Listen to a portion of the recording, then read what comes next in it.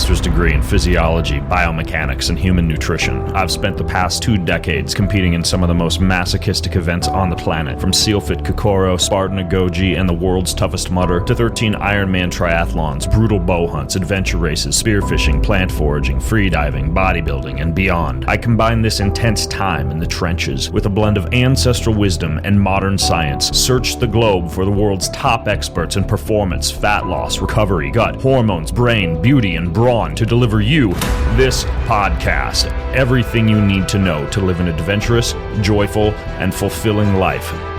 My name is Ben Greenfield. Enjoy the ride.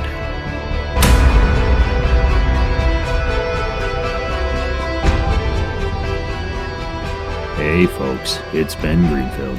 I don't know why I'm talking like Eeyore from Winnie the Pooh. By the way, Winnie the Pooh, that new Winnie the Pooh, it's actually a fantastic movie. Christopher Robin, I watched it with my kids. I love all the little sayings that Winnie the Pooh has in there. I wish there was a whole book full of Winnie the Pooh quotes. If that exists, let me know. I'll totally go out and grab it and just read Winnie the Pooh. Weed myself to sleep with Winnie the Pooh and Piglet too. Before we get into chatting with Vishen, who's just a wealth of knowledge on biohacking and meditation and yoga, and we talk about beauty and longevity and beyond on today's episode, I want to tell you, speaking of beauty, about these watches. These watches are made by a company called Movement. It's spelled MVMT, but pronounced Movement. And what they do is they basically take amazing watches with a beautiful design, but then they've managed to mark down the price. They also have glasses, they have accessories, so it's really a perfect place to go to shop for any of your holiday gifts. But these watches just look fantastic. I actually have two. I've got the Gunmetal Sandstone Chrono and also the Revolver Gotham. Go to their website. I'll give you their website URL in just a second. But man, for both men's and women's watches, these things really pop on the wrist. They look good. They look a lot better than my cheapo digital watch that I wear like 85% of the time, and the other 15% when I want to dress to impress. I put on my Movement watch, my MVMT watch. It's a true classic-looking timepiece. So here's the deal. What Movement is doing is they have put together all these amazing gift boxes and packages that arrive to your house. You can just give as holiday gifts, and they look fantastic right as soon as they come to your house. They're like custom, like slick black packaging. It just looks really good. And they're giving you 15% off with free shipping and free returns too. You go to mvmt.com/Ben. That's mvmt.com/Ben. And you can join the movement. Get it? Join the movement. See what I did there? This podcast is also brought to you by a company that has created what's called a sunrise to sunset power box. What do I mean by sunrise to sunset? Well, they have a green juice that you can get up and drink in the morning. It's all your favorite superfoods in one drink with no shopping, no juicing, no blending, no cleanup. Just a ton of superfoods like spirulina and moringa and ashwagandha all jammed into this green juice that tastes really fantastic. And then they have their red juice, perfect pre-workout. It's this tart sweet custom brewed with all these different nitric oxide and blood building precursors like acai and beet and cordyceps. And then they've got their nighttime blend, the Organifi Gold, turmeric and reishi infused, almost like a golden milk, like the golden milk lattes they get at the coffee shop, but with none of the crap added to them. It's called their Sunrise to Sunset Power Box. Now, you can get anything from Organifi, including this power box, for 20% off. Very simple. You go to Organifi.com. That's Organifi with an I.com, and the 20% discount code that you use there is Greenfield. So Organifi.com and use code Greenfield. Hey folks, it's Ben Greenfield, and as promised, I've got my friend on the show today, Vishen Lakhiani, and he has been a previous podcast guest a long time ago. Vishen will tell you a little bit about his backstory during today's show, but one of the things he's done among his huge range of accomplishments is he has designed meditation apps, and way back when I hosted him on the show to talk about meditation. and how to use apps to meditate better. Since that podcast, I mean, the whole app world for meditation has freaking exploded from Oak to Calm to Headspace to all these newfangled apps. But Vishen was one of the first. So I'll link to that first podcast with him in the show notes for this episode, which you'll be able to access over at bengreenfieldfitness.com/quest. That's bengreenfieldfitness.com/quest.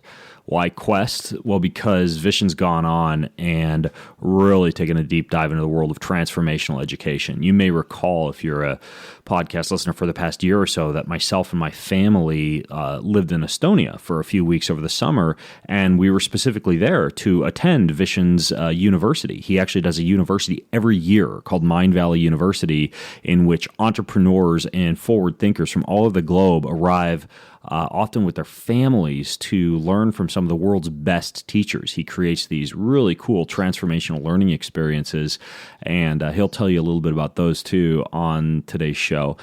In addition to that, however, he also creates these amazing online courses on things like nutrition and fitness. There's a great one in there on kind of like building your ideal life, using something called the Lifebook. My friend Jim Quick has a really good one on brain biohacking and memory. There's a whole host of quests. So we'll talk about those because they're very unique. They're not like anything you've seen before, like a Udemy or a Khan Academy. Far different. So we'll chat about that a little bit. And he also has an incredibly popular book that I recommend called Code of the Extraordinary Mind, one of the most popular books on Amazon for a while. And I'll link to that one as well. So again, I'll put tons of goodies for you over at bengreenfieldfitness.com/quest if you want to stock Vishen even more than you're going to get to stock him on today's show.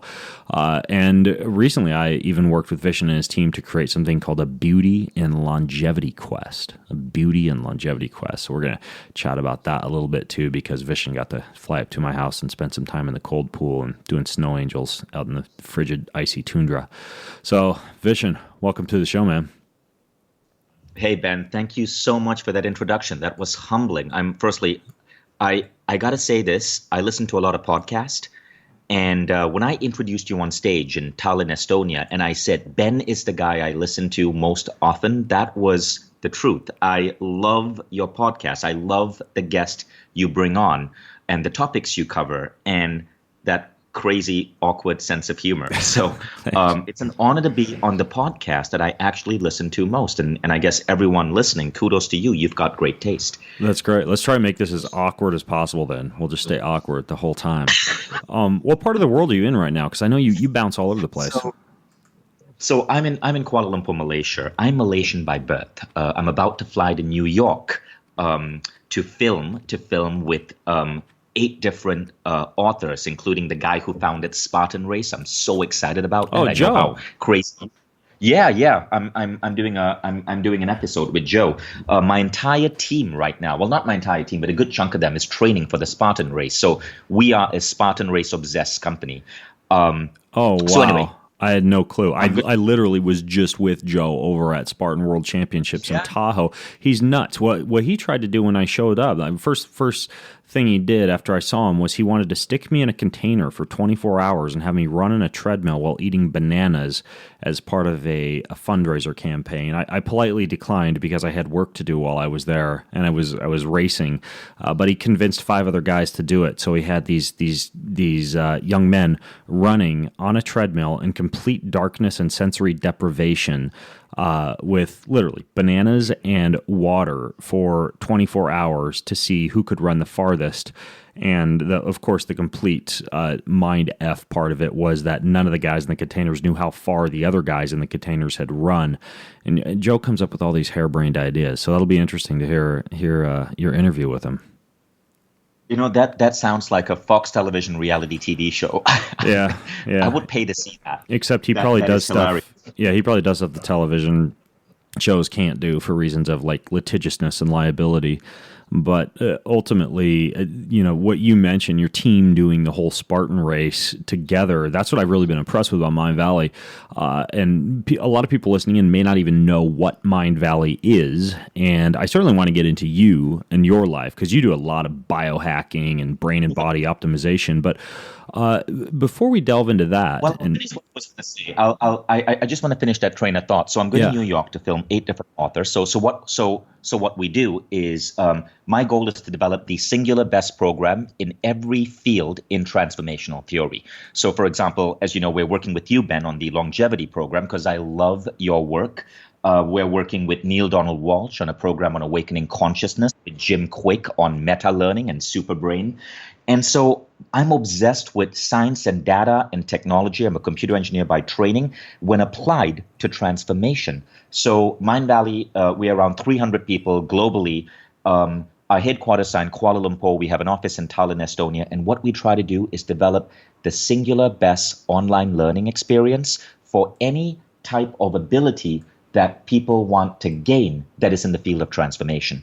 So I go to New York, I interview these authors, and I try to identify who is the next great author that we can bring onto our platform. Right now, we put about 100 authors on stages globally, and there are 20 that are on our Quest platform. And these authors, we create world-class quality filming with their work, and we put them on a technology platform that's crushing it in terms of student results. Like right now, it's 8x above industry average. So anyway, that's what I do. But I'm going to New York, going to Tallinn. We're opening up an office over there. That's where we run our global seminars and events. And I'm going to Vienna to teach meditation at the UN. I'm super excited about that. And then I'm coming back home to see my kids again. Wow. Speaking of kids, by the way, according to my children, probably the 2 top authors you should interview would be whoever wrote Diary of a Wimpy Kid and Captain Underpants. So add those to your list because in the Greenfield household, those are the 2 top authors of all time. Diary of a Wimpy Kid, incredible book. And I know the author. He Really? No kidding. Yes, I have a connection. I have a connection with that author. Anyway, that's a great tip. Please thank your children for me. I always knew your kids were geniuses, but they just bet I'm literally going to make that happen. They would flip if there was a MindValley quest with those guys. I don't know what you'd actually learn from Captain Underpants and Wimpy Kid, but I'm sure you could pull some kind of knowledge out of those cats. Remember. Go ahead. Well, remember when your children said they missed 4th of July and I organized a 4th of July party in Estonia for them? Well, same thing. We're going to make this happen.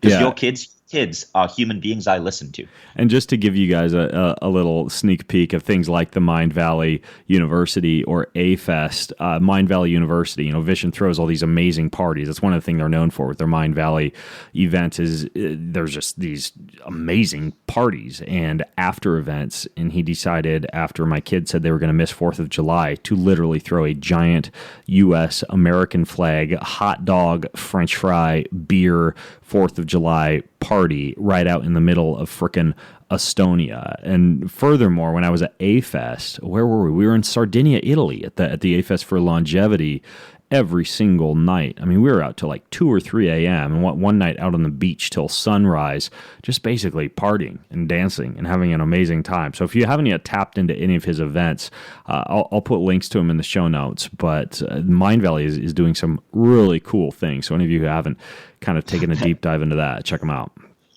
I just want to make sure people aren't getting the wrong idea. We do not organize parties and festivals. We organize great transformational events. Our goal is to be like part of our goal for our seminar division is to be like the TED of transformation. But what we find, and I'm sure your listeners will relate to this, we connect best. In today's world, I think we connect best with people who share our passion for transformation. So if you run Spartan races, you are going to love to be around people who run Spartan races. If you meditate, you love being around people who take that seriously. And when we bring these people together at these transformational events, they click so well. They click so well that they want to stay up till 7 a.m. talking. And we just create these beautiful experiences for them to connect, because connection is one of the most important things you can give someone in today's world. Yeah, it's a good point. It's not quite exactly the Burning Man type of experience I could have just painted it as, but yeah, it just seems to be such a cool group of people that inevitably it turns into kind of a combination of learning and transformation, and then just this amazing social time. So good food too, by the way. anyways, though, so Vishen, this whole thing with MindValley. Before I get into some of your own health hacks, the brain and body optimization things that you do, the fact that you reverse degradation in your eyesight and enhance your vision just recently, which I find fascinating, and I want to ask you a little bit about that too. When did you actually launch MindValley and why? So I used to be a computer engineer. And in 2002, I moved to Silicon Valley with these ridiculously big dreams of starting the next great social media slash internet slash MySpace like slash distributed community slash technology. And it turned out that I was absolutely clueless, and I ended up losing all my money, including $30,000 that my father had loaned me. So I found myself broke, unemployed, couldn't even afford to pay for insurance, got into a car accident, and now I owed all of this money to the car I hit, had a wrecked car, couldn't afford rent, was renting a sofa from a college student in Berkeley. I had this fabulous degree, but I had no money, was broke, and I had to hide it from everyone except my girlfriend at that time, Christina, who's now my wife. Now, I was sending out my resume to every company on Facebook, but it was tough because the bubble had burst. And, I remember in April 2001, 14,000 people were laid off. So what happened was I got this shitty little job dialing for dollars. Basically, I had to pick up the phone and call law firms and sell them on technology. And I sucked at it. I mean, I was a computer engineer. What did I know about selling lawyers tech? And when you're in that job, interrupting the day of an American attorney who's ridiculously busy, as a telemarketer, you will hear more FUs than you possibly can imagine in your life. So there I was, 26 years old, being yelled at 10 to 20 times a day, being told that I was a meaningless piece of you-know-what. And all of this made me go into a depression. And I was thinking, holy shit, I spent 5 years getting a computer engineering degree. I moved to Silicon Valley with this big dreams, and this is what my life has come down to. And so in desperation, I got online and I Googled for help, and I can't remember what I put in. I think it was maybe a phrase such as, why does life suck so bad? And I discovered class. I discovered a class on meditation. So I flew down to the class. It was in Los Angeles. And the reason I took the class is because in the advertisements, the teacher who was teaching the class spoke about how she had used meditation to boost her results and sales, and that meditation was so much more than just clearing your mind. So I took the class. I flew back to San Francisco. Now, the crazy thing was, when I showed up for that class, I was the only person who showed up. Today, according to the book Altered Traits by Daniel Goleman, 44% of the Fortune 100 will have a meditation program for their staff. But back then, this was 2002-ish, I was the only person in that class. It was really kind of embarrassing. I felt bad for the instructor. But I fly back to Silicon Valley. I fly back to San Fran, and I go through my regular sales week. But now I'm applying meditation. I'm applying creative visualization. I'm applying empathy and connection techniques. I'm applying intuition techniques. I'm applying the concept of accessing altered states. And what I find is that in 1 week, my sales improve. Now remember, I'm a left brain person. I'm an engineer. Everything to me must be logical. I couldn't explain how I was getting these bursts of insights, these bursts of almost intuitive experiences, but I could see the empirical data because sales is something that's highly measurable. You know how many phone calls you make, you know how many you close, you kind of average it out. And in 1 week, my average doubled. In 1 month, it doubled again. In the next month, it doubled again. And long story short, in 4 months, I was promoted 3 times. And I realized, why the hell didn't I learn this sooner? So I go to my boss. I gotta interrupt you for just a second because I know people are going to want to know. I mean, some forms of meditation involve, for example, manifestation. There's actually a great book it was one of the original books called The Master Key, The Secret and Think and Grow Rich, and all these subsequent books were developed off of that simply involve subconsciously directing your thoughts towards the success that you want to achieve. But then there's like transcendental meditation, there is mindfulness meditation. Were you practicing a specific form of meditation as you were kind of having all the success happen?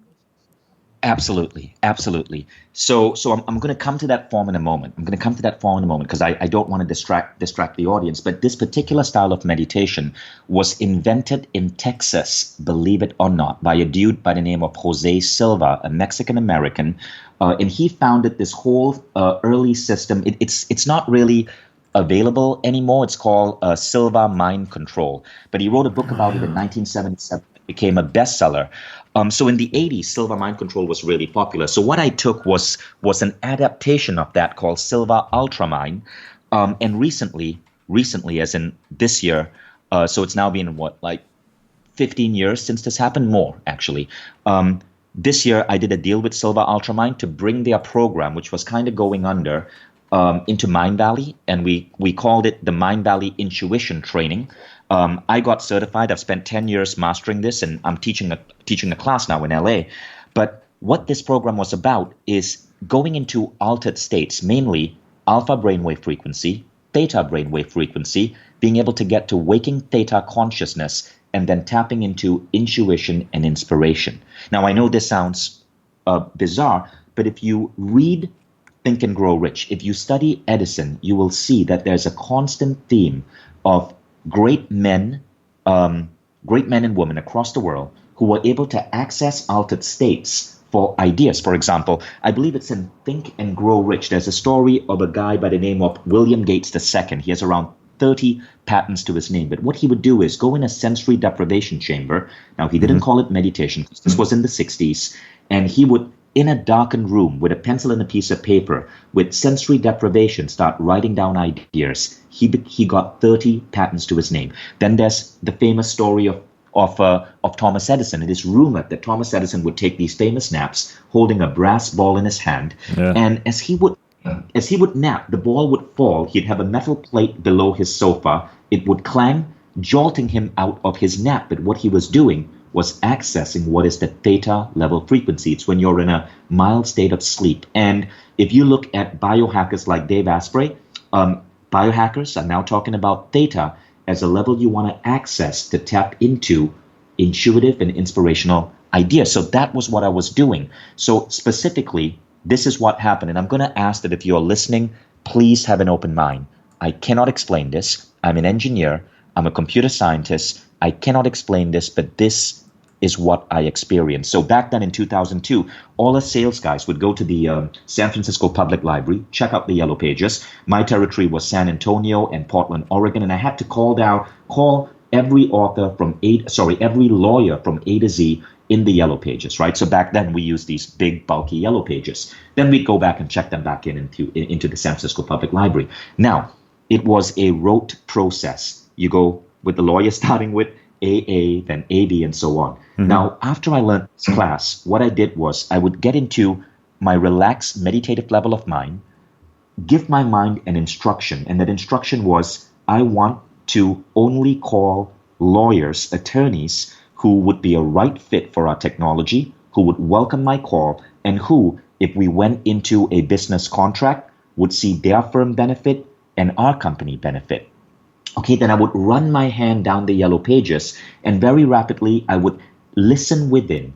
And if I got a gut impulse, yes or no, yes or no. If I got a gut impulse, yes, I would circle that lawyer's name and I would only call the yeses. In 1 week, then, I doubled my sales, just listening to my gut. That was the first big revelation I had. So that was what got me obsessed with meditation. So 18 months later, I was so productive at this job. I was given 2 roles. I was head of business development, and I was also one of their top, as they referred it back then, Top Gun salespeople. They shipped me out to New York to run the New York office, and I did that for a while. And then I thought, I want to do more with my life than interrupting busy lawyers in the middle of the day to sell them technology. So I decided to quit and become a meditation instructor. And that started 5 years of my life where I was broke.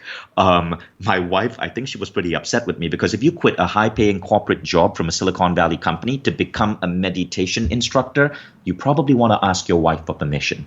But what happened was that 5 years, I really went deep in the field. And then I decided to apply my engineering skills, build programs, build platforms, and that's how MindValley took shape. So anyway, that was my journey. But it started because I was mystified by the powers that were unlocked in me as I started going deep into this concept of accessing altered states for productivity. Wow. So the Silva Mind Control Method book, I know you could still buy it on Amazon. I mean, is that good enough for people to start to wrap their heads around this? No. So I'm now working with Jose Silva's daughter. Okay. So Jose Silva's daughter and son, Diana and Jose Jr. And if you were at MindValley University, I think you left before we conducted this. But I took the Silva method to the next level, and we conducted a mass intuition training event at MindValley University. We literally trained adults and kids using concepts rooted in hypnotherapy, subconscious programming, autosuggestion, and alpha theta brainwave states to access intuition to the point where they could literally on command get ideas downloaded, and also to then use this to accelerate healing. As you know, there's a huge mind-body connection. So the program is now called the MindValley Intuition Training. So MindValley now runs this program. If you go to mindvalley.com, well, I'll give you a link.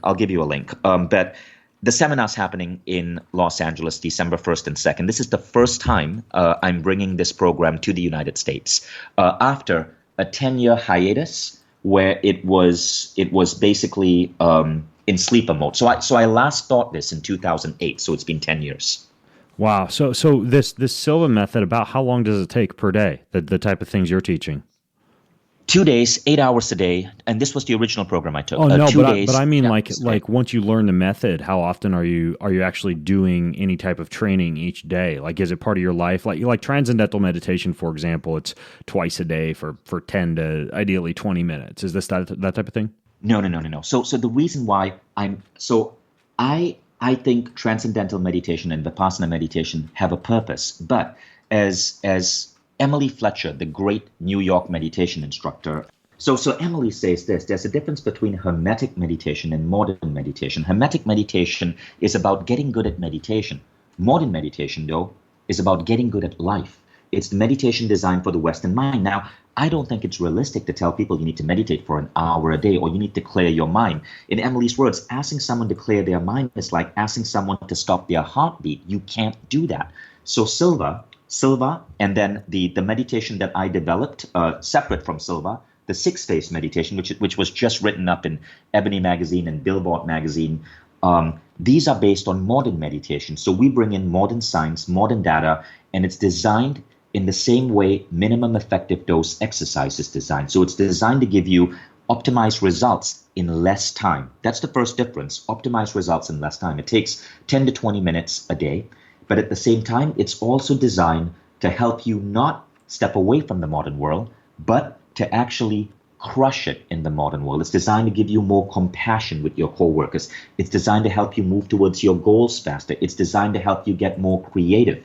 Now, there's a lot of study, a lot of science emerging on this. And so the 2 forms of meditation I teach at a basic level, it's 6-phase. And so 6-phase just blew up in popularity because last week, Billboard ran an article on how the R&B star Miguel, before he gets on stage, he takes his entourage and they meditate to the 6-phase. So the 6-phase meditation looks purely at science. It looks at compassion. It's the intersection of compassion, forgiveness, creative visualization, and so on. It's 6 different phases, and I'm happy to go into that later. And it's free. So I teach this free online. If you Google 6-phase, you'll find, the program is free, the articles are free, the audios are free. I just wanted to get this out.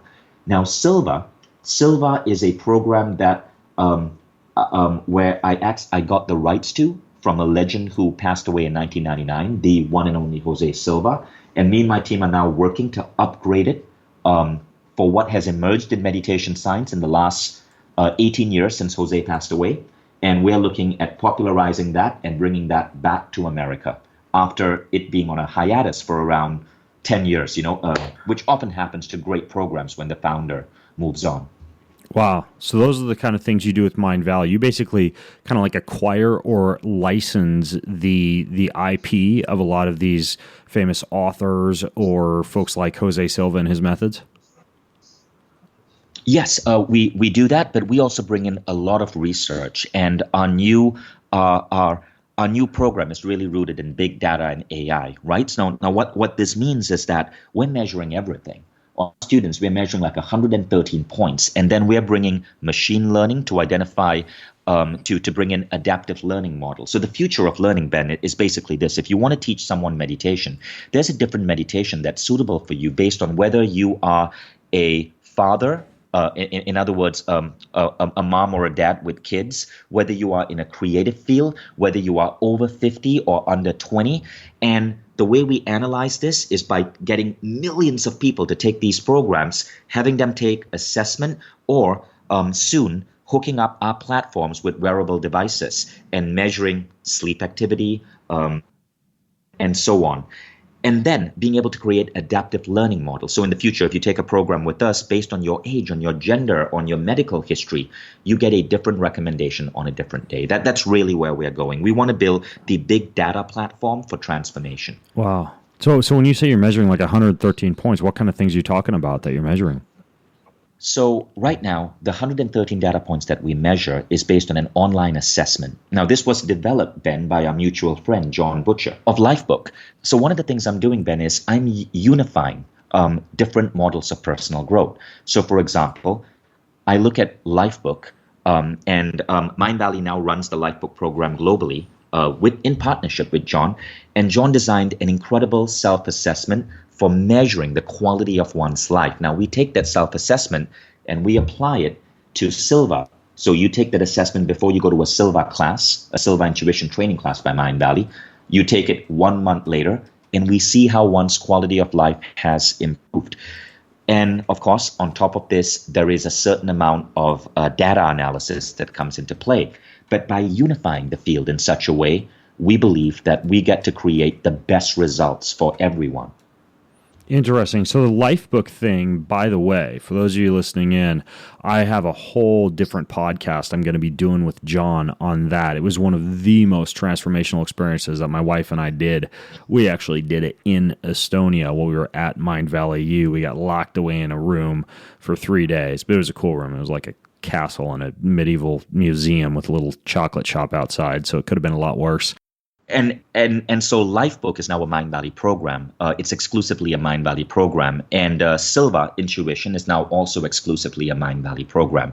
So we are actually merging with companies, acquiring companies, bringing them all together on one platform, and then leveraging the assets of these different transformational models to make all, to like a rising tide lifts all boats. That's really where we're going with this. Amazing. Yeah, the Lifebook program, you literally map out your entire life from financial to character development to family to your social life. And I actually have it here in my house upstairs, this big, black, beautiful bound book that is basically Ben Greenfield inside a book. Like I could hand it to my kids if, God forbid, I was about to die, and they would basically be able to tuck it under their arm, and it has everything in there that is Dad. Everything I stand for, everything I believe, everything I want to achieve, everything I hold dear. So I'll definitely be doing a separate podcast with the great John Butcher on the Lifebook, and you guys are going to get to learn more about that. But that's also something that Vishen now offers through MindValley. That is a must-do experience, in my opinion. It's a bucket list experience.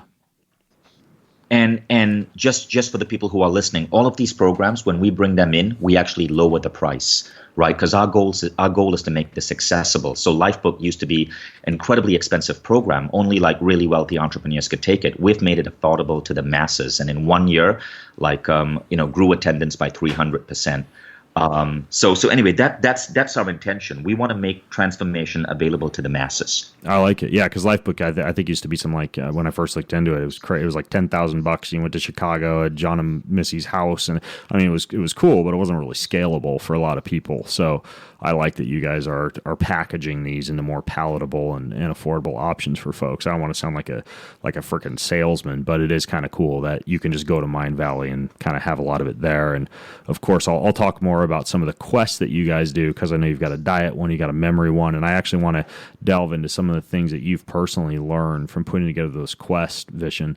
But before that, I want to get to know you a little bit better. Like, you did all this, you learned the meditation, you launched a successful company, you've learned a lot, and I'm curious what your typical day looks like. Like, do you have morning routines, afternoon routines, evening routines, biohacks, must-dos? I mean, like what are kind of your personal habits? Absolutely. Well, the first thing is my life is extremely structured. I've shared this from stage, Ben. I have a slightly bizarre brain. I have Asperger's, and one of the downsides of Asperger's is that it like growing up, not being able to read body language, having weird quirks. Like, for example, Ben, I don't look people in the eye. When you have Asperger's, you tend to look at the mouth. It's this weird thing, right? And so I'm slightly eccentric, and I just want to get that out of the way. Yeah, it's almost like, and sorry to interrupt, but is it almost like just like extreme social awkwardness because you have difficulty reading people or understanding what people are truly saying or thinking? Exactly. It's this extreme social awkwardness. However, the flip side of Asperger's is your pattern recognition goes through the roof. So I have this incredible mind for processing data. Like I can read 10 books and then I can write a summary intersecting the data from all of these 10 books. Now you will see that manifesting in my life as I intersect all of these different personal growth programs. So that's my superpower. Now the other thing about Asperger's is that you get super obsessed in your work. Now the reason I say that is because to understand me, you got to understand that I'm obsessed with my work, and my work is this: I want to build the next massive education brand in the world. 20 years from now, when people ask themselves, what is the number one computer brand? It's going to be Apple, of course. Number one shoe brand, Nike. Number one education brand, I want it to be MindValley. And I want this MindValley brand to be focused on one form of education, which is transformational education. It's what you do. It's what I do. It's what I believe leads to the greatest source of human happiness and fulfillment.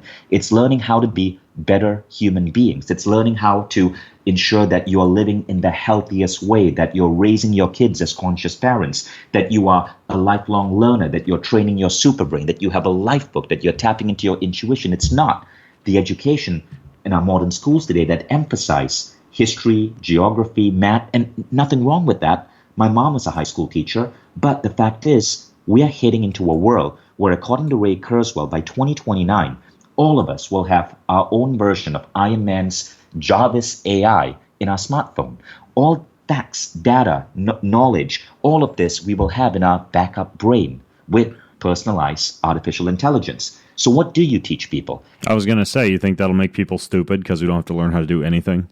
Actually, no. I think it'll make people smarter. But here's the thing. It's not about knowledge. It's about transformation. Knowledge is data, and you can forget data. You take in data, you take in facts, you forget data.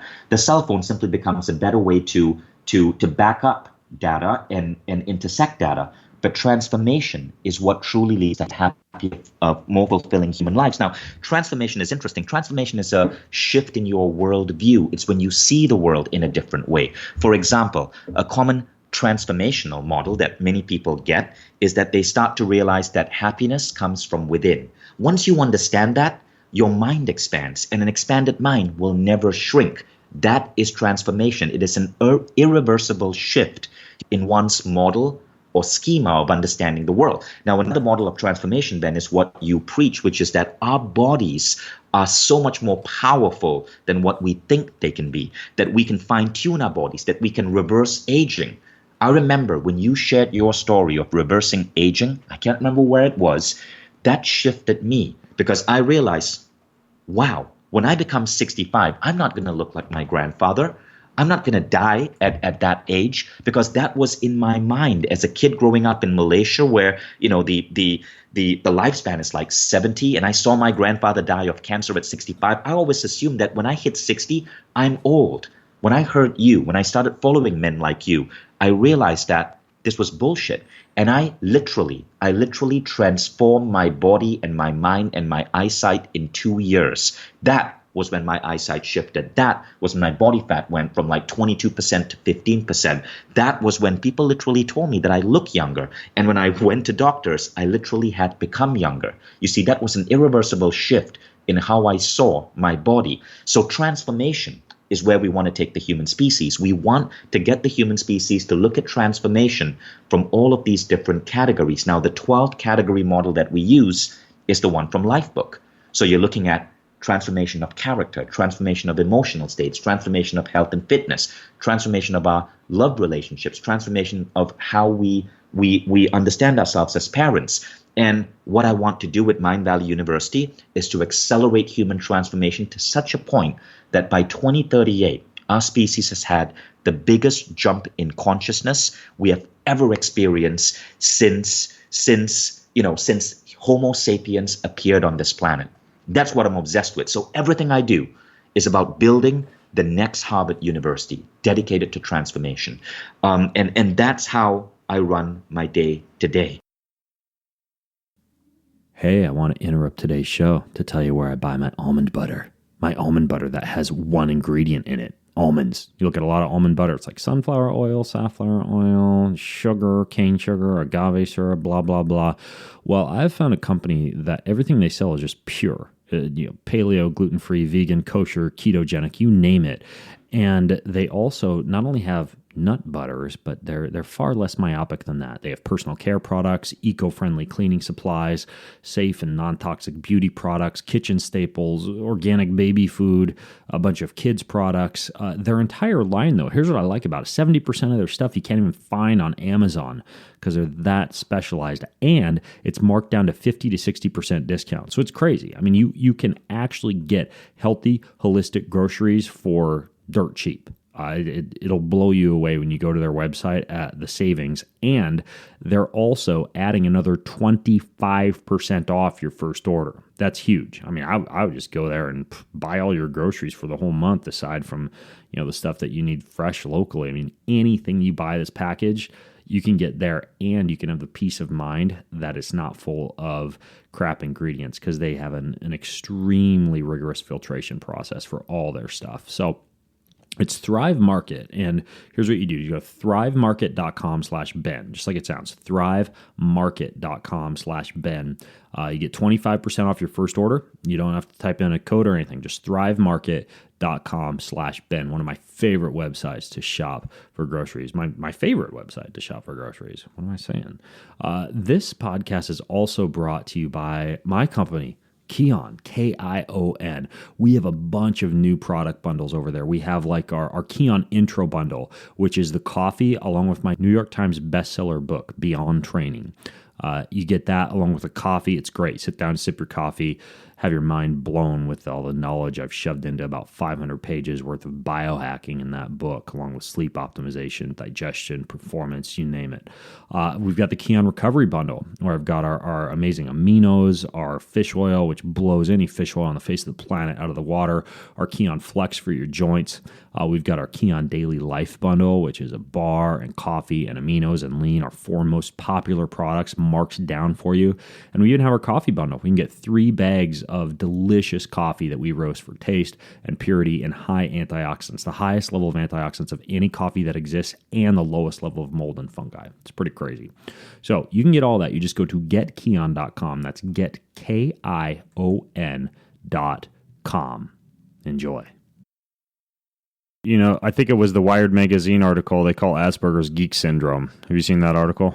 I got to check it out. Yeah, it's basically just about how many kind of successful folks in Silicon Valley seem to have children with Asperger's, because for some reason there is this link between intelligence and the ability to focus and recognize patterns, and specifically the type of things that tend to be successful when it comes to things you're talking about, like learning or education or programming. And so Silicon Valley has this higher than normal percentage of folks with Asperger's, and they actually call it geek syndrome in the Wired magazine article.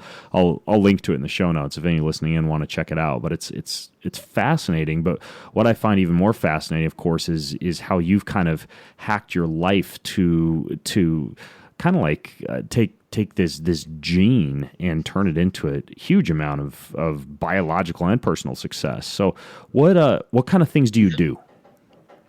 So that focus, Ben, means that I make myself the number one human guinea pig. But everything that I try that works on me, I try to optimize it, tweak it, modify it, and get it out to the world, right? Which includes Silva, it includes Lifebook, it includes all of these other modalities. So I start my day in the following day. So firstly, I start my day with the 6-phase meditation.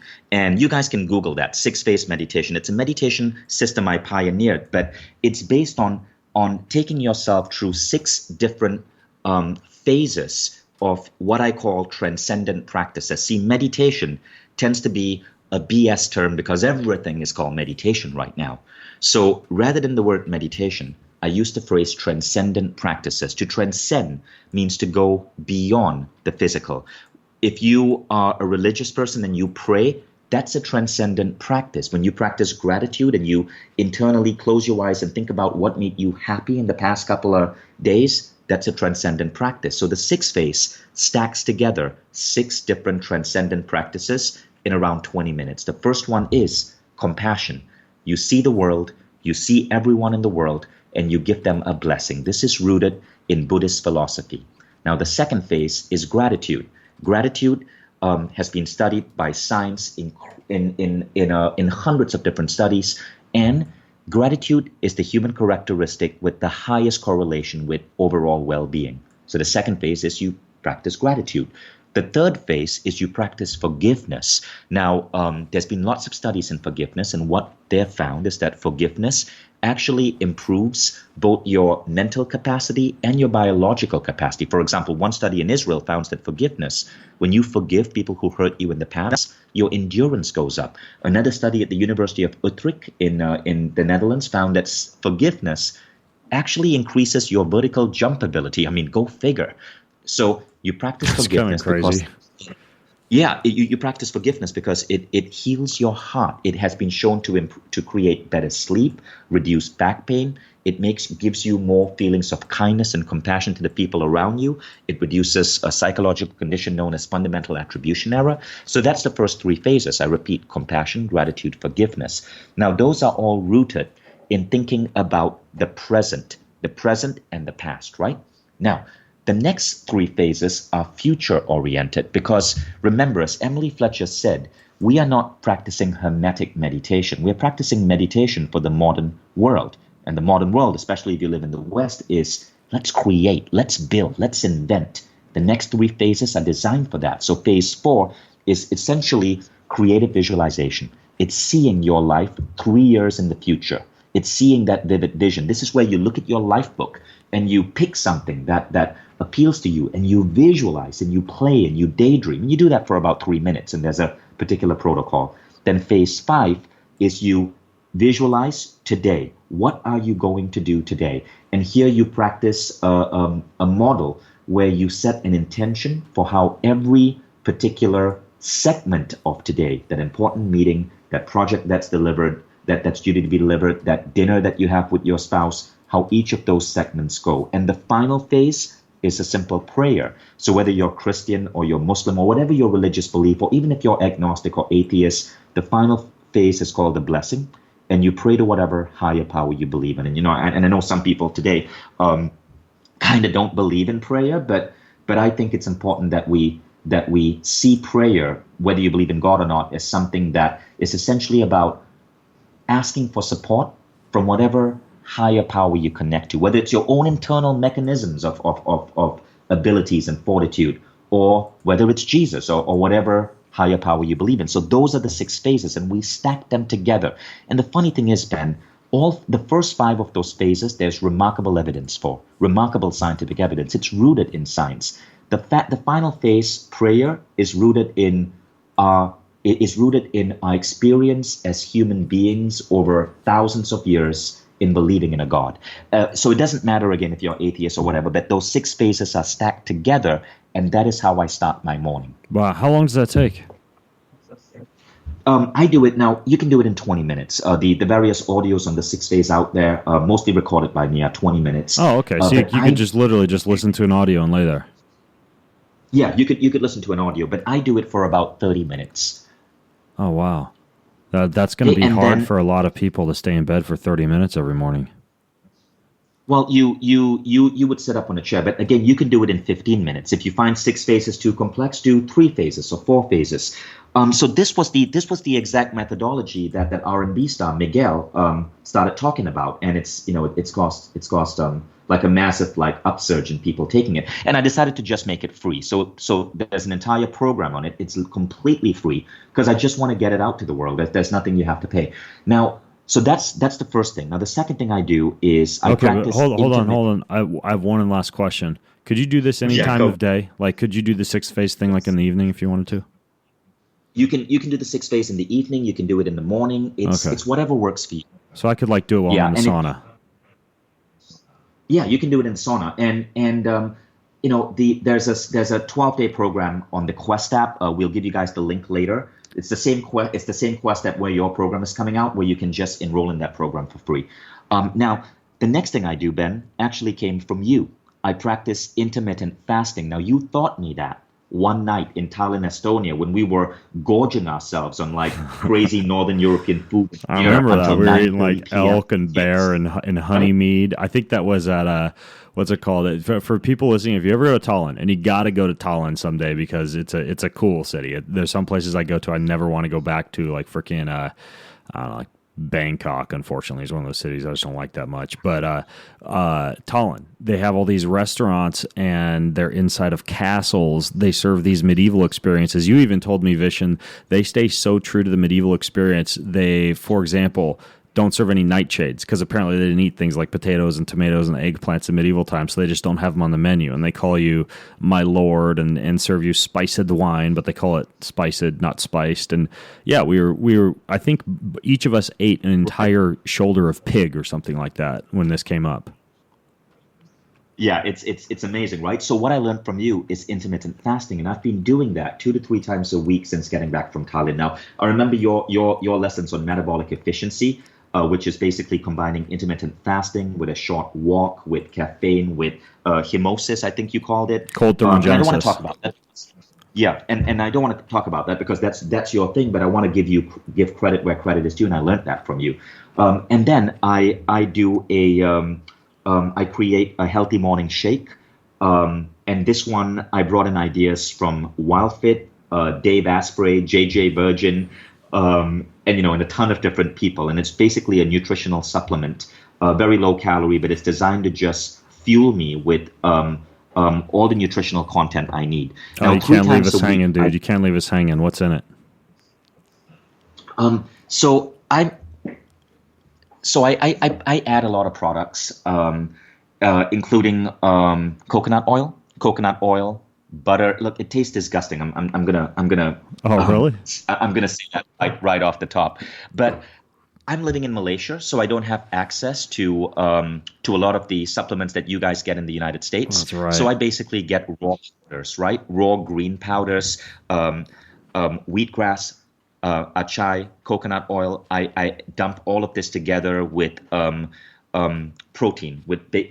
Now I use GNC Gold Standard Whey protein. I add some creatine to it, and basically I use this as a way to also fuel myself with protein, because the other thing I do is super slow strength training, which I know you believe in as well. The model that we use is derived from the work of Doug McGuff, who wrote the book Body by Science. So MindValley has taken that and developed a philosophy called 10X. And so I practice my 10X routine 2 to 3 times a week. So I spend about an hour a week in the gym just working on muscular growth. Now, since the 10X program, like the super slow, it's 5 exercises: chest press, pull down, shoulder press, seated row, and leg press.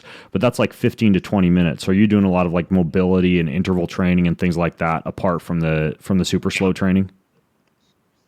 Yeah, I do, but not much. My exercise routine is actually not very complex. I found that minimum effective dose really matters to me. So I like to get my exercise done in a short amount of time. I remember when I came over to Spokane and I worked out with you, it was like 1 hour and it was freaking amazing. But yeah, we were carrying sandbags up an icy driveway. Oh, I totally loved it.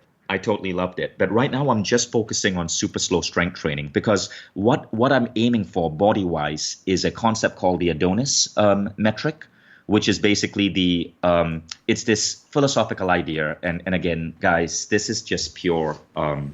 It's maybe I guess it's a little bit vanity as well. I just want to look good, right, in a t-shirt. I want to be healthy, but I also want to look good in a t-shirt. So I'm applying 10x with clear set goals, and the goal is so here's the Adonis matrix. If any of you guys want to try it, the optimal male body, which is typically a V-shaped body, well, always a V-shaped body, should be your chest size should be 6.5 times your wrist size. So I know that the chest size I'm going for is 107 centimeters. I'm going to speak in metrics. And then your waist should be 0.7 your chest. So in my case, my waist would be like 75 centimeters. When you do that, you have a really nice physique.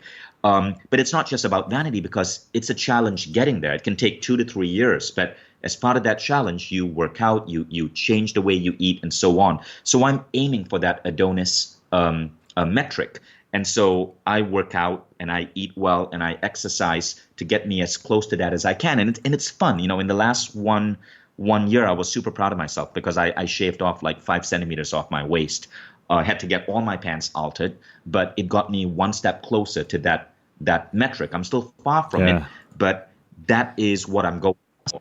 Yeah, the Adonis Index is fascinating. I used to geek out on that when I was a bodybuilder. It's technically like 1 to 1.6 something for the actual ratio, but I got so geeked out on it. I don't think I ever told you this. I actually created like a 24-week program. I called it something like the V body, and it was basically designed for dudes to get the Adonis Index. I should look that. If I can look that up and find it, I'll put a link for you guys in the show notes. But yeah, that's very cool that you're actually measuring that. Oh, and by the way, before we get past your shake and your strength training routine of this super slow effect with the Adonis Index ratio tracking, I should mention that, yeah, the shake you described to me sounds like it tastes like ass, but you need to get your hands on some of the Omica Organic Stevia. Omica Organic has like a vanilla stevia.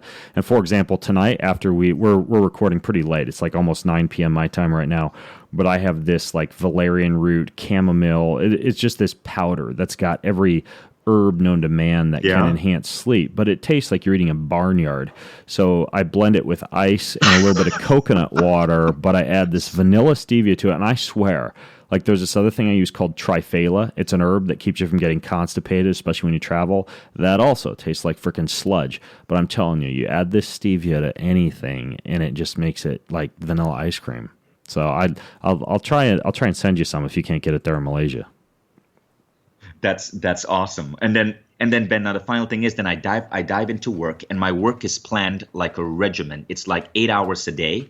I actually work relatively few hours compared to most of my friends who are CEOs, but it's 8 hours a day. I have a team of around 250 to 300 people globally.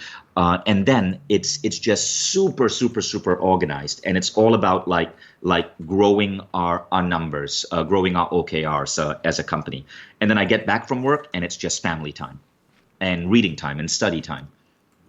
Wow. Okay, so I got to ask this because I know I alluded to it already.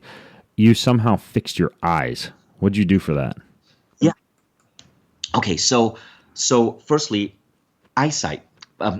I did LASIK 12 years ago, and LASIK is wonderful. I strongly recommend it. But when I did LASIK, something went wrong during the surgery, as surgeries sometimes go. Your surgeon should have done their 6-phase meditation. Right, yeah. So my left eye got slightly botched, and that led to a slow development of astigmatism. So 12 years after my LASIK, I found that I had astigmatism in my left eye. My right eye was starting to get astigmatism. It had become slightly myopic, and so I needed glasses. So I was wearing glasses for a while. I freaking hated it. And then I started searching for vision correction. I worked with 2 different coaches. I found an online course, and I was shocked at how rapidly I could heal my vision. Literally in 2 weeks, and my vision went from 20/40 to 20/25, which is about 2 lines down the eye chart. And right now it's around 20/25. And now that is just myopia. I want to confess I've not been able to reverse astigmatism. That's the next challenge. But there are a couple of things. I wrote a blog post on it. So if you search for Vishen, Vishen, Eyesight, you'll probably find that blog post. But the first thing is get your eyes checked with a proper doctor, not at an optometrist. The problem with optometrists is that they want to sell you glasses, and what people don't realize is that your eye power can change from day to day, from week to week, from month to month. And if you go to an optometrist and you get diagnosed there without a proper diagnosis, and you buy a pair of glasses, you've just locked yourself onto a pair of crutches based on how you were feeling on that particular day.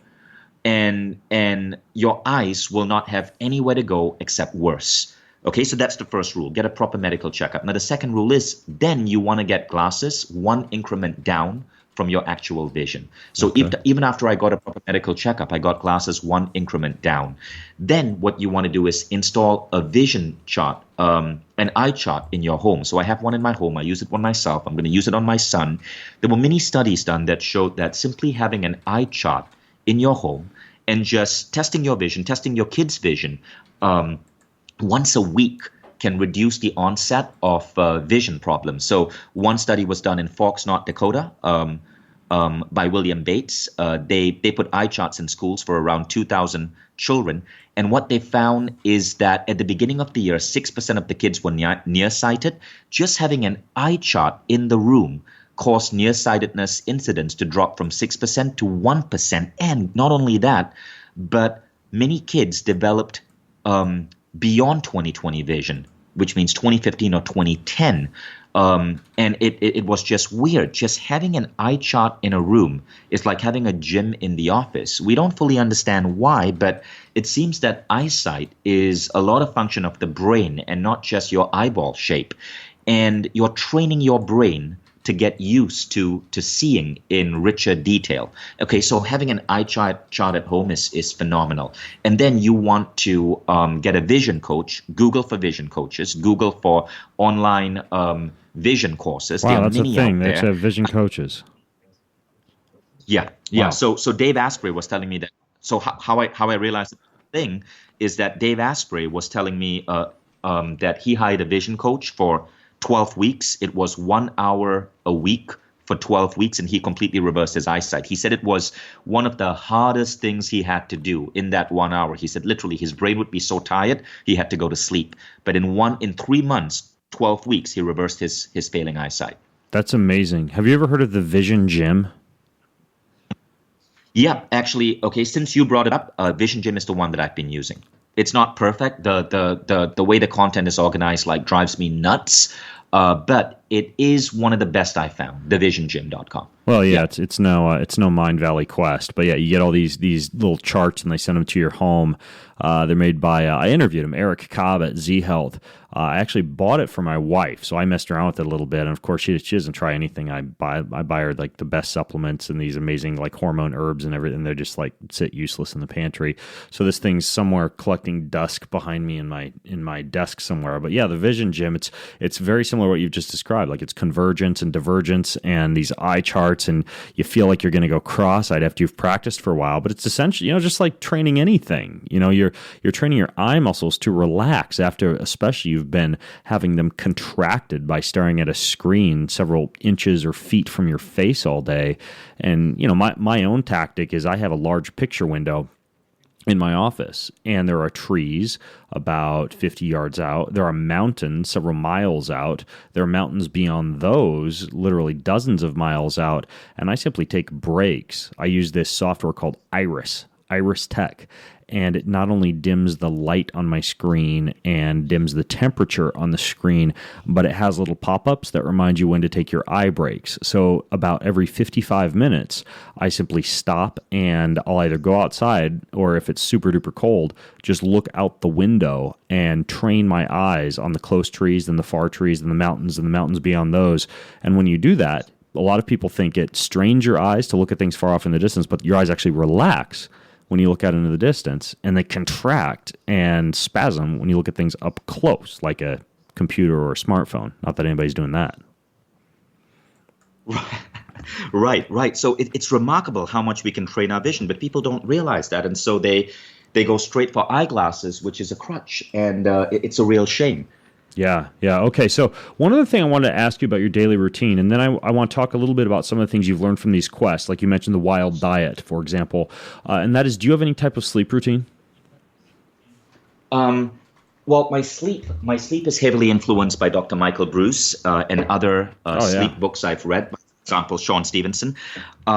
So with sleep, I do have a routine. I've read your sleep routines, by the way, Ben. You are just freaking insane. So I can't see myself doing that. But for example, one of the things I do is before going to bed, I wear those geeky orange glasses that you actually introduced me to prevent blue light from computer screens and computer devices influencing our brains in ways that are disruptive to sleep. So I'm actually wearing them now as we're doing this podcast interview.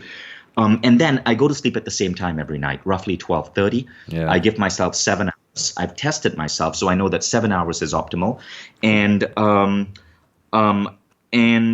I wake up and I go straight into meditation. And meditation often does to your body, it generates some of the same qualities as a good night's sleep. Yes. So 7 hours, I'm super disciplined about 7 hours. Now, here's one of the primary rules I have, right? Nothing messes with my meditation, my sleep, or my gym. My personal growth always comes first, not my business.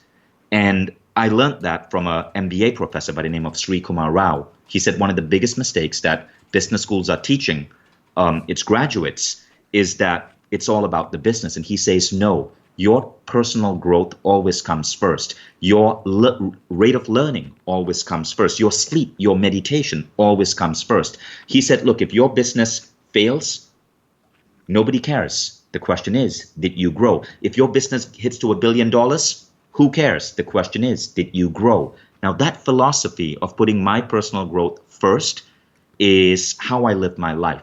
So I have clear time blocked out for sleep, for gym, for meditation, and nothing, even if it's like if freaking Oprah Winfrey needs to speak to me, I will not sacrifice those times. So that by placing my being as number one, that gives me the fuel to do everything else. And sleep is the one that we mess up most, right? So people cut sleep because they have an important project to deliver the next day, not realizing that even a 90-minute reduction in sleep can lead to a 30% reduction in cognition, according to Tom Rath in the book Eat, Sleep, Move. Mm-hmm. And so people sacrifice their sleep for these stupid reasons. And I think me learning the importance of sleep was one of the biggest positive shifts I had in my life. Yeah, that's something that is very important, what you said about meditation. And this is something I've been doing more and more when I travel, and I'm simply too busy to nap when I travel because I'm at conferences or I'm speaking or I'm going from here and there and have lunch appointments and whatnot, is I meditate for about 20 to 30 minutes. And I actually, of course, as I'm prone to do, have a device that I use called the David Delight Mind Alive. It's audio-visual entrainment, and it plays binaural beats in your ears and then flashes these crazy lights in front of your eyes. You do it for about 20 to 30 minutes, and it brings you through like a full 90-minute sleep cycle, even if you can't actually fall asleep. So it's very interesting. It's a little bit different than meditation. You can combine it with meditation, but ultimately, yes, you can get by on less sleep or even simulate a full sleep cycle with meditation. It's crazy. That's incredible. Yeah, so stacking on sleep and then meditation really helps me get in the best cognitive states I need. So I can measure myself in terms of my productivity by how rapidly I can think, process data, connect the dots, run a meeting. And my personal growth gives me that ability. But it wasn't like that 2 years ago. 2 years ago, I wasn't exercising well. I wasn't sleeping well. MindValley was a great meditation company, and I was meditating well, but I didn't have the other things in my life. I didn't have diet. I didn't have exercise. I didn't have sleep. So it was only in the last 2 years that we decided to go full on into fitness. And that transformed my life in many remarkable ways. Now, before we talk about, because I'd love to hear a little bit more about exactly how these quests are stacked and how you built them. But one of the quests that I found fascinating, I actually sat with this guy at that medieval restaurant we were just talking about, Eric Admatus. I don't know if I'm pronouncing his last name correctly, but he just intrigued me with this story about humans living along, I think he was describing how we originally lived primarily on coastlines with lots of access to sun and minerals, and he developed a diet that simulates, from what I understand, that of our ancestors. I didn't quite have my head fully wrapped around it, and even though I have access to all of your quests, I haven't yet taken his wild diet quest, but you follow this wild diet. Can you describe it to me? Well, actually, it's called WildFit. WildFit. Yeah. Okay, so most doctors agree. Like Mark Hyman has said this: 80% of your body shape is what you eat. Vox magazine had another expose around 2 years back that suggested that 90% of your body shape is what you eat. Most people don't get this, so they spend large amount of time thinking about exercise, buying exercise equipment, going to the gym, working out, but not an equivalent amount of time caring about what they eat. So WildFit has so far been the most effective anti-diet program I've ever discovered, because it's rooted in behavioral psychology. So Eric Edmeades was an entrepreneur. He ran a couple of special effects studios, did work for Pirates of the Caribbean and so on. But he's also obsessed with living with the Bushman in Africa. Don't ask why, but Eric hikes Kilimanjaro, hunts with the Bushman. He's just crazy about Africa, because he was born in South Africa. Now, Eric gained the ability to climb Kilimanjaro in a fasted state.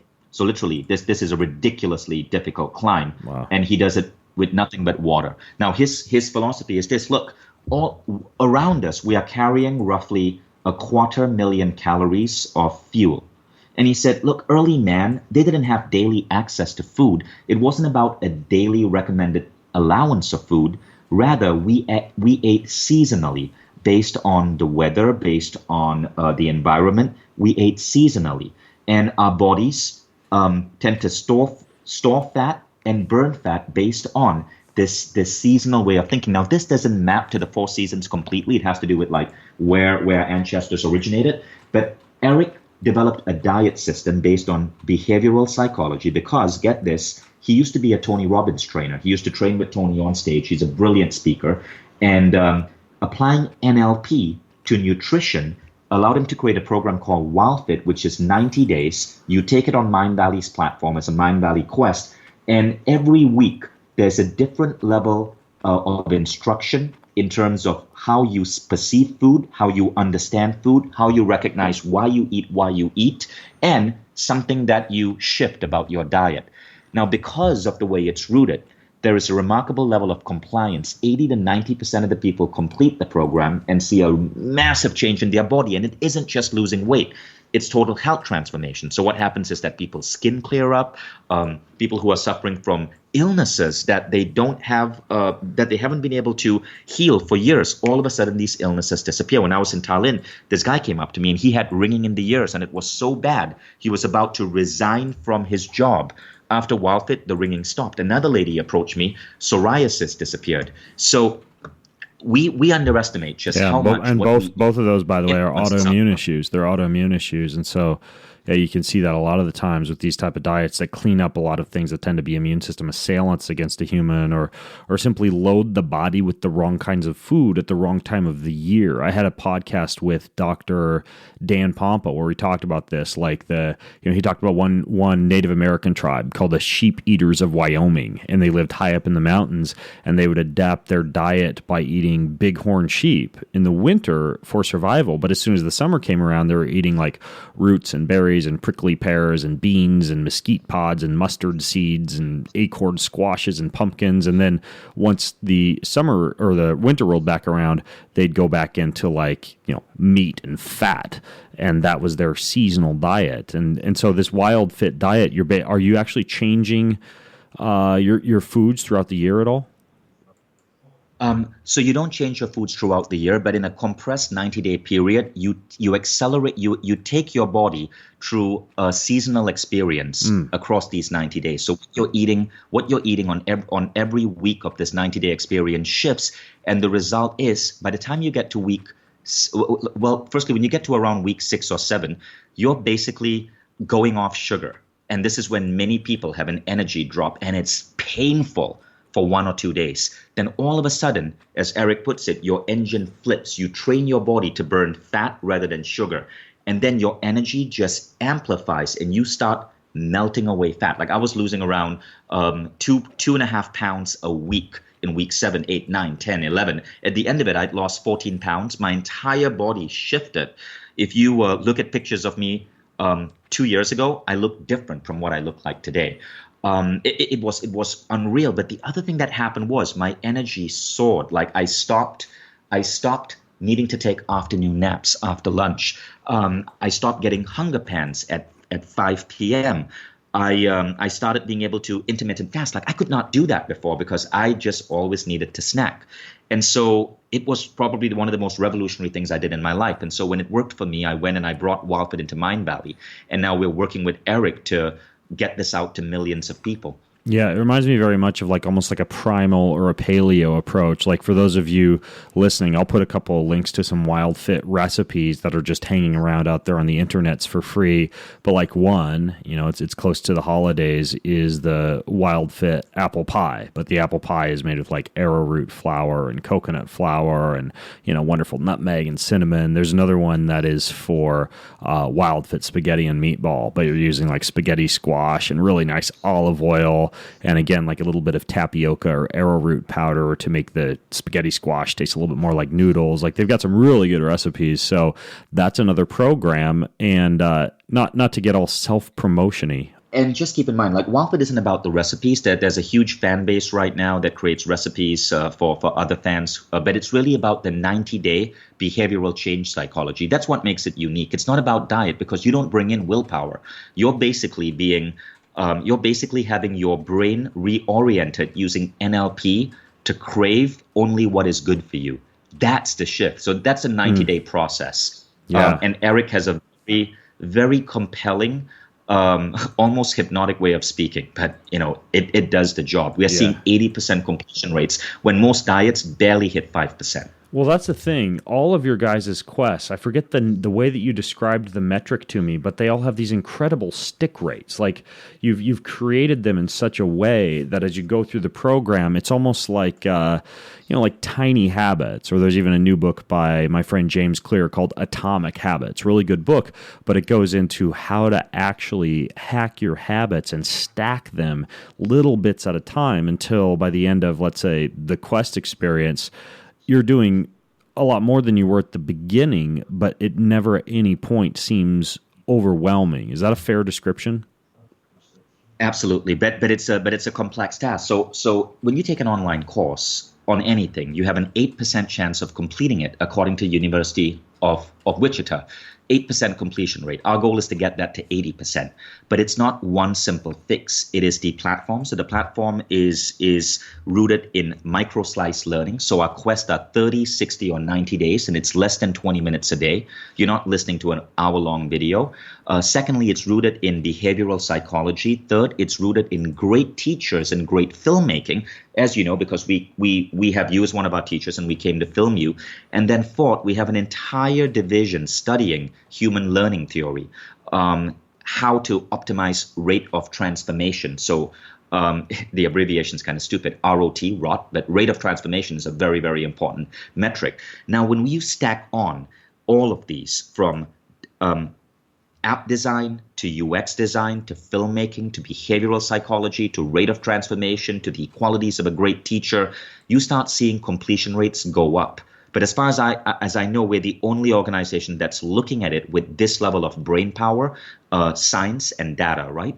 So we're currently at 60% completion rate average. Our best quest like WildFit can get 80%, and our goal is to get to an 80% average. This means we have 10x'd. We're literally 1,000% better than traditional online courses, and that's where we want to go. So we are super, super, super focused on this. We are not Udacity or Udemy. We do not have 15,000 programs. We literally only have 20 programs as a company. But our goal is if you take our program, you're going to complete it. You're going to see the best results you can hope for. Yeah, when you came to my house, you guys had it was slick. You had a film crew here for a whole week. We were working 8-hour days to film this beauty and longevity quest, and it was just me in front of the camera demonstrating exercise after exercise, walking people through all the mitochondria workouts, the lactic acid workouts, oxygen utilization. We did a lot of super slow stuff, mobility stuff, foundation and low back training. We went through, you guys pretty much tapped into every shred of knowledge inside my head, but I've never really made an attempt to actually turn it into a curriculum like you guys did, and even more importantly, a curriculum that people can stick to. And that's why I'm excited about the beauty and longevity quest, is just the amount of high-end video production combined with habit formation that goes into it. So I mean, the whole thing, I think it's I forget how much I think we came out to 8 weeks, right? It's an 8-week program. It's an 8-week program. Yeah, curriculum design is something that we totally geek out over. The right curriculum leads to like the right results, and many people don't do that. Like, I think one of the things we really want to shift about our industry is that, it's starting to change now, but until a few years ago, it was really about internet marketing. It wasn't about the best curriculum or the best teachers, but honestly, it was about who could persuade you to buy their stuff better. And that's something that isn't healthy for the consumer. But I guess every industry goes through that shift. But right now, I believe it has to be about results and curriculum and data. Yeah. So in terms of the quest, the beauty and longevity quest, I'm just curious because I never actually asked you this, but did you have any kind of like major takeaways? You mentioned how you added like intermittent fasting to your program, and this particular quest, of course, isn't really focused on diet and nutrition because you guys have WildFit for that, which actually pairs really well with the beauty and longevity quest that you guys did with me. But as far as anything you changed that you learned as we were kind of going through the process of that quest, did you add anything in, Vishen? Well, actually, in a way, your story and your talks at MindValley, A-Fest and MindValley University was one of the things that inspired my team to start looking at Spartan races. So we had 5 guys just complete a Spartan race in the Philippines in the middle of a typhoon, right? With 5,000. Oh, geez, that's a great way to get people to want to do my quest. Thanks. Yeah, so that these were guys who, like one of them was Jason, whom you met, who is a host here at MindValley, and Jason had like 20 to 25% body fat, Canadian guy, loved cheese and milk, and now he's freaking ripped, and it's been 1 year, and now we have 20 people training for a Spartan race in December. And which one? Which one are you gonna do? It's happening in Johor. Johor is a little state just north of Singapore. Oh, geez, I didn't even know they were doing Spartan races over there. Wow, I should travel over there sometime and do one with you guys. That'd be fun. I can walk you through the course. One in the Philippines was around 23 kilometers. The one in Johor is 5 kilometers. I'm doing a starter Spartan race because I injured my knee. I actually am going for knee surgery in a month. So I'm doing a starter Spartan race in January, again with my team. We're hoping to have 20 to 30 people there. You got to go in for knee surgery. Yeah. What happened? Well, I have a genetic condition. Basically, the muscles on my left knee don't operate as well. It's something I've had for around 8 years. So I'm hoping to fix that so that I can start running. I can start doing these Spartan races. So anyway, it's rooted in tendonitis. Okay. Yeah, I was gonna say you should talk to our buddy Harry about getting it injected with stem cells. Yeah, I should totally do that. Yeah, even if it's like post surgery, and ping me after the show because I've got a whole bunch of stuff I've produced as far as recommendations for people to bounce back faster from surgery, like high dose vitamin C and proteolytic enzymes, and you can even do like cold thermogenesis and infrared therapy. There's a ton that you can do to get the body to heal faster after surgery. So I'll send some stuff to you later on. But the idea, the beauty and longevity thing, and Vish and I talked about this for a while to kind of decide on the direction that we wanted to take the course. It's all based on things like, not necessarily the Adonis Index we were talking about, but just general symmetry, like actually creating a body that is aesthetically pleasing. We didn't design it for like extreme athletes or even, so that you could go out and do a Spartan race per se, even though you could with the fitness you develop in it. But it's based around actually having a body that functions well and at the same time, more or less looks good naked. And then what we did was we combined that with all of my longevity hacks, the minimum effective dose of exercise. There's a lot of research out there on kind of like the ceiling, whereby there's an increased risk of mortality with a certain amount of exercise and a decreased risk of mortality with a certain amount of exercise. And we wove all that into the program. So it's got stamina, mitochondria, lactic acid, VO2 max, strength training, fast twitch muscle fiber training, mobility. And honestly, I know I keep talking about it now, but I'm pretty dang proud of what we produce. So if you guys are listening in, go check out all the quests.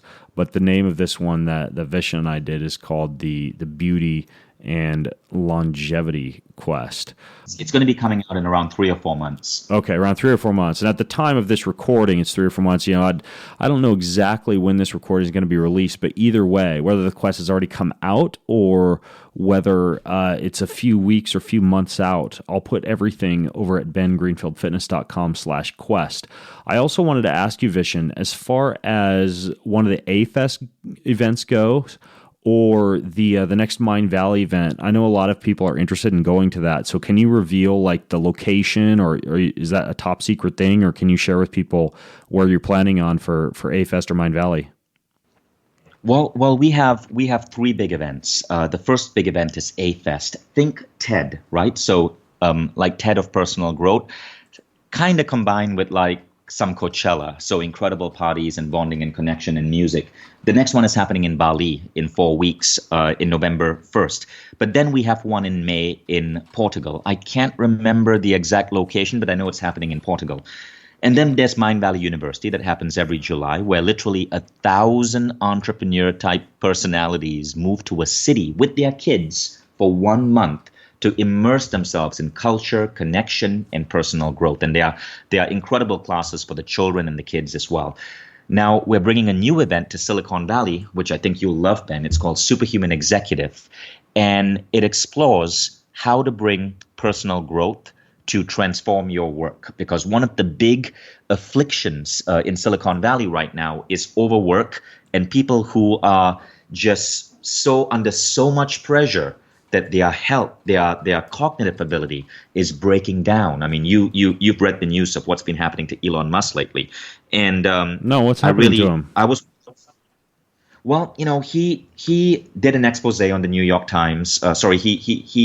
He did an interview with the New York Times. He spoke about how he can't get to sleep without Ambien. He's hooked on sleeping pills. He's overworked. He's been tweeting in a really awkward way that has led to the SEC suing him for his tweets. Oh, geez. So, he's an amazing guy. So much respect for the man, but he's had kind of a breakdown. And I think the world has so many people like Elon who have incredible gifts that the world needs, but they need to learn to take care of themselves. They need to learn the stuff that you're teaching, the stuff that I learned the painful way when I had my breakdown, because these men, these women, they are building up our future, but they have not been trained to take care of themselves first. So that one's called Superhuman Executive, and it's in Silicon Valley. Yep. When is that one? It's happening in September 2019. Okay. Cool. I'm very interested in that. That sounds extremely cool. As is the one in Portugal, the A-Fest in Portugal. I've heard amazing things about Portugal, but I've never been. So that's one. If you guys are listening in, you may actually see me at, because I've got a thing about visiting some of these places everybody tells me I should go to. So I'll put links and details to all this stuff over at bengreenfieldfitness.com/quest. And dude, freaking Elon Musk, you need to call me up if you want some help with some of those issues. I know he's a regular listener. At least I assume he is. Him and his I think the last photo I saw from him, he was on the Joe Rogan podcast with a flamethrower. So that might be an issue too. Maybe he just needs to back off the flamethrower. Vishen, is there anything else that you want to share with folks? And you've been very generous with your time, but anything else you want to throw out there? Any other last tips for folks? Anything else that you would like to express while I've got you captive on the podcast? Well, I think I want to reemphasize that quote from Professor Sri Kumar Rao, right? The most important thing you can do for your business is to focus on your health, on your mind, on your sleep, in short, on your personal growth. You have to put yourself first. This isn't a selfish way of looking at the world.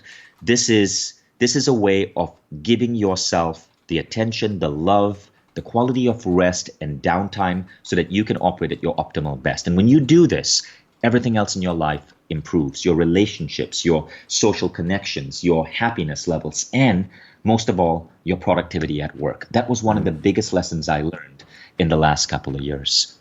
Yeah, even your vertical jump too. Your vertical jump. And by the way, for those of you who think that's bunk, it's actually, I found the study and I'll link to it. It's called The Unburdening Effects of Forgiveness, the Effects on Jumping Height. It was published in the Social Psychological and Personality Science Journal. And literally, I'm not kidding, people actually tested and had a higher vertical jump after they practiced the unburdenedness and the lightening that forgiveness can give you. So if there's nothing at all you learn from this podcast, you now know how to dunk a basketball. Just go forgive some people. So Vishen, thanks for coming on the show, man. This is fascinating. I'm going to link to all this stuff over at bengreenfieldfitness.com/quest. And last thing I want to say, man, is keep up the good work. You're making some amazing changes in the world with this whole transformational education thing. Thank you, Ben. I appreciate that, and I appreciate you. And thank you for this amazing podcast. I truly enjoyed this. Awesome. All right, folks. Well, I'm Ben Greenfield, along with Vishen Lakhiani, signing out from bengreenfieldfitness.com. Have an amazing week. Want more? Go to bengreenfieldfitness.com, where you can subscribe to my information-packed and entertaining newsletter, and click the link up on the right-hand side of that webpage that says Ben Recommends, where you'll see a full list of everything I've ever recommended to enhance your body and your brain. Finally, to get your hands on all of the unique supplement formulations that I personally develop, you can visit the website of my company, Kion, at getkion.com. That's getkion.com.